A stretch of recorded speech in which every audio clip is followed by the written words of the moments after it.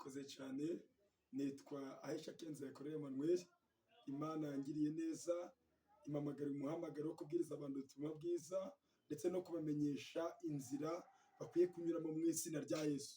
Muri iyi minsi rero Imana yangiriye neza imbiyerekwa ngomba gutangariza abantu, nguriye guhumuriza abantu, nguriye kubabwira aho bakwiye kugenda, uko bakwiye kwifata muri iyi minsi, dore ko abantu benshi bamaze gutinzira umusaraba.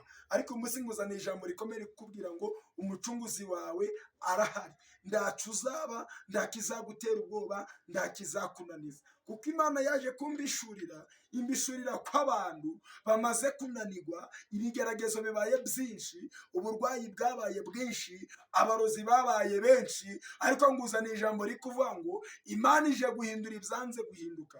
Kuko ubwo nari ndimo gusenga, Imana yaje kunyereka ibintu bikomeye. Imana yaje kunyereka abantu, mbona barananiwe, mbona baragowe, mbona bafite ibibazo byinshi. Ariko bikiri muri ibyo, marayika mbona aramanutse abambitse amakoti, bivugitse ngo hari imbabazi z'Imana, hari ugukomera kw'Imana, Imana izanye kuri bo. Ikindi kandi naje kongera kubona, mbona Imana imanuye ubutabazi bwihuse ku bantu bayo. Nabonye abantu benshi barembejwe n'uburwayi, ariko mbona Imana yohereje marayika azanye inshinge, mbona arabateye. Ijwi ry'Imana riramubwira ngo Imana ije gukingira ubwoko bwayo. Nubwo imvura igiye kugwa, nabonye Imana itanze ubwugamo. Ikindi kandi nabonye Imana ikikije abantu bayo umukororombya, bisobanuye imbabazi z'Imana. Nje kubahumuriza ngo nimukomere, Yesu aje guhindura ibyanze guhinduka mu izina rya Yesu. Haleluya. Amen. Nzayikorera Emmanuel, umukozi w'Imana. Tubanje kugusuhuza n'abandi badukurikiye kuri Gitangaza NTV. Ubu ngubu mudukurikiye, ubu ngubu twamusanze iwabo mu rugo, aho bita ku mupaka w'u Rwanda na Kongo, kugira ngo atubwire ubuhanuzi Imana yamutumye. Kugeza kuri iyi saa none Nzayikorera turakwakira, ni karibu umukozi w'Imana, ugira icyo ubwira abantu b'Imana.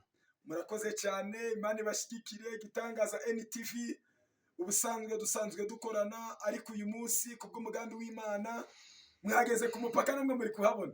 Ahangaha niho mbarizwa rero. Imana ibahimigisha cyane. Reka dusomane ijambo ry'Imana. Turasanga mu rwandiko rwa mbere rwa Samweli, turasoma umurongo umwe gusa. Y'uwo murongo haratubwira ngo nuko Dawidi arahunga Avinayoti i Rama, araza abaza Yonatani ati, ariko nzira iki?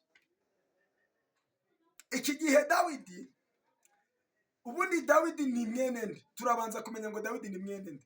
Dawidi Bibiri tubwira ko ari mwene Aburahamu. Aburahamu wabyaye Isaka, Isaka abyara Yakobo, Yakobo abyara abana 12, harimo wa kabiri witwaga Yuda, Yuda wabyaye impanga ebyiri, abyaramo Peresi na Zera, Peresi abyara Ramu, Ramu abyara Nahashoni, Nahashoni abyara Salomoni, Salomoni abyara Bowazi, Bowazi abyara Obedi, Obedi abyara Yesaya, Yesayi abyara Dawidi.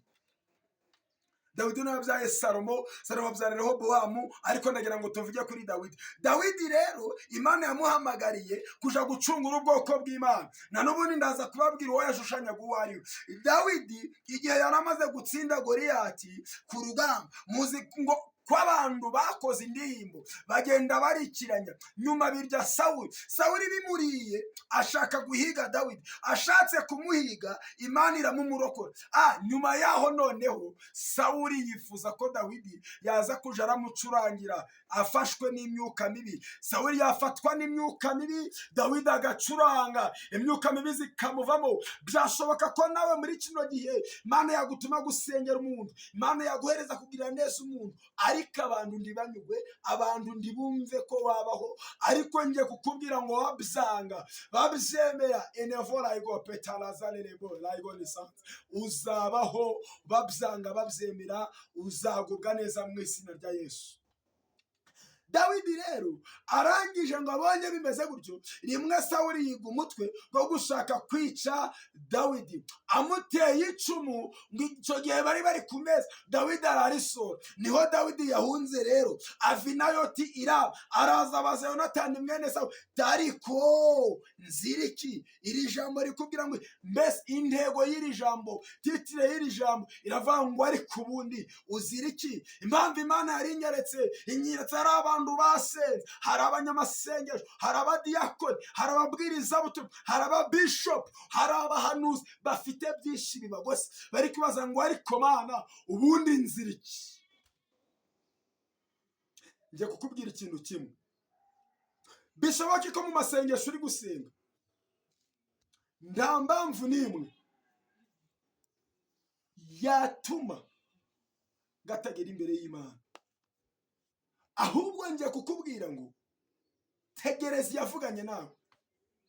Ibiri imbere yawe niyo ibitegeka, nayo yabiremye, izabikorera kwiyubahisha. Reka kwibaza ngo uziriki. Dawidi yarabibajije, Yonatani aramubwira ati reka ntacyabaho, ndakumenyesheje. Oya, ngereka ngendere muri iri jambo riva. Yesaya aherutse guhanura, ageze muri 50:7 avuga ngo kuko umwami Imana azandaba, nico gituma ndamwa, nico gituma ngomera, mu maso yanjye akaba nk'urutare. Ni kuri iyi TV, ni kuri iyi channel, ndaguhumurije ntacu uzaba. Ibyo ubona n'ibikangisho bya Satani, reka kuva ku murimo, reka kuva ku nshinga, genda ubwiriza abantu, genda ubaririmbire, genda ubibutse uwo bakwiye gukurikira uwo ari we. Ubundi Dawidi yashushanyaga iki? Dawidi yashushanyaga Kristo uzaza kuducungura twebwe nk'abantu, kuko we yacunguye abantu ari kubakura mu maboko y'Abafilisitiya. Dawidi acungura Isirayeli kwigwanira hirya no hino, byagaragazaga Yesu Kristo uzaza muri iyi si, akaza kudupfira, akaza kuducungura. Nubwo turi babi, Kristo yaratwemeye, Kristo atugirira neza. Enevo petarazalele, enevanse la igo. Nje kukubwira ngo komerera mu mwami, nje kukubwira ngo shikama kuri Kristo. Byanga bikunda, Yesu afite imbaraga zanesha uburozi, Yesu afite imbaraga zanesha abadayimoni, Yesu afite imbaraga zahindura imisozi bikaba ibibaya. Oh haleluya. Nje kubabwira ngo nimukomerere mu mwami, kuko muri kino gihe turi mu gihe cyo kwegera Yesu, turi mu gihe cyo kugumana nawe. Ijambo ry'Imana ryaramwi ngo nukuri nanjye mbibonye mbamya yuko ari umwana w'Imana. Ndakubwira ngo nawe uri umwana w'Imana. We ni Yohana wabivuze mu gice kimwe murongo wa 34, kandi nukuri ku murongo wa 12 w'icyo gice haravuze ngo ariko bamwemeye bose bakizera izina rye, yabahaye ubushobozi bwo kuba abana b'Imana. Mbese ubwo Uwiteka ari mu ruhande rwacu, umubisha wacu ninde? Nje kukubwira ngo komerera mu mwami. Ndi muri iri jambo ndaguhumurije, ndi muri iri jambo ndagukomeje. Ndabizaguterwa, ndabizaguhangayikisha. Enebo petarazalele boraigo. Mwakira imbaraga zikiza, mwakira imbaraga zibohora, mwakira imbaraga zitanga imigisha. Mwakire Kristo uhindura ubuzima, mwakire Kristo uhindura izina ry'umuntu, mwakire Kristo uzamura abaciye bugufi, mwakire Kristo ugaburira abakene, mwakire Kristo uhindura byose. Ko nanjye ni umugabo wo kubihamya. Kristo yangiriye neza. Nje kubwira ngo nawe muri kino gihe, aho waba uri hose, uri mu gihugu cy'u Rwanda, naho waba uri hose wumva ururimi rw'Ikinyarwanda, ndakubwiye ngo komera, ndakubwiye ngo witi, ndakubwiye ngo wigira ubwo. Imana iragushyigikiye mu murimo urimo, Imana ikwitaho mu murimo urimo, kandi Imana ije kwagurira ivugabutumwa. Ndakubwira wowe uri kwiyicano, wowe ukurikira Gitangaza NTV, nje kubwira ngo Imana ije kwagura umurimo, nje kubwira ngo Imana ije guhindura. Oya, mukomerere mu mwami, kuko nta Imana yavuze kitazasohora. Icy'ingenzi ni ukuguma ku gihome, mukaguma ku birindiro, mukamamaza ubutumwa bwiza bwa Yesu Kristo, mukaguma muri we, nawe azaguma muri mwe. Yaravuze ngo kandi icyo muzasaba cyose muzagihabwa. Nje kubabwira ngo icyo muzasaba mwizeye izina rya Yesu muzagihabwa. Mwe kugira ubwoba, mwe gutinya, ndabahumurije, ndabakomeje ku bwa Kristo. Pawulo aravuze ngo sinjye uvuga, ahubwo ni Kristo muri nge. Ndagira ngo nkubwire ngo na Imana imana iri muri wowe, imana ije gutura muri wowe, wowe witeguye kwakira Yesu, wowe witeguye kwakira agakiza, wowe wari warabaswe n'ubusambanyi, wari warabaswe n'uburozi, wari warabaswe n'ibyaha byinshi byo kubwangakira Kristo ubaho, nyuma yaho ntuzongera kuvuga ngo uzira iki, ahubwo imana y'ubwayo. Indirimbo ya 21 mu gakiza yaravuze ngo buri muntu wese aba uwejejwe muri byo, kandi indirimbo ya 68 yaravuze ngo ni ukuri ibyiza n'ibibi byose Yesu abinzaniramwe amahoro. 35 avuga ngo ni ukuri ni Yesu watugize kuba abavandimwe, natwe siko twahoze, ariko ndaguhumurije, ndakubwiye ngo komera, ndakubwiye ngo wigire ubwoba, uherera none iteka ryose. Yesu aje mu buzima bwawe, Yesu aje gukora mu izina rya Yesu, amin.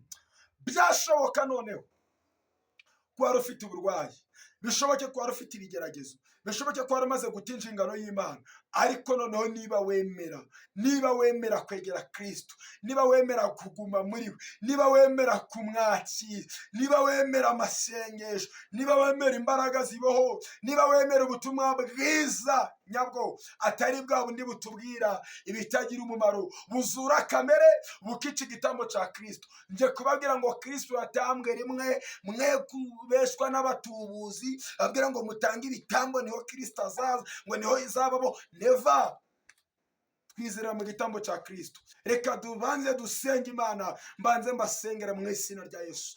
Kristo ndagushimye, uri umwami ugira neza, ushoboye byose. Ndasengera abantu bose bakurikiye iri jambo ry'Imana, ndasengera abantu bose bakurikiye ubu butumwa bwiza, ndasengera abantu bose bakurikiye data ba twese kuri iyi cano, kugira ngo ubarengere kandi ubashyigikire, imbaraga zawe zo mu ijuru zibagote, kandi umwuka wawe waragumye kubayobora, kandi ukomeze kubasanganiza ubutabazi bw'ibanze. Izina ryo rihabwa icubahiro. Ngutumye ku barwayi bari mu bitaro bito n'ibikuru, abarwariye mu mago, abarwariye mu mashyamba, abarwayi hirya no hino.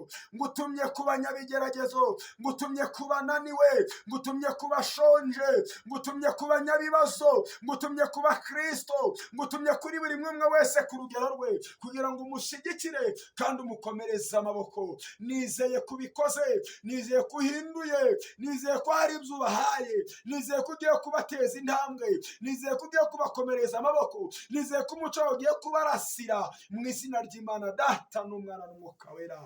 Amen.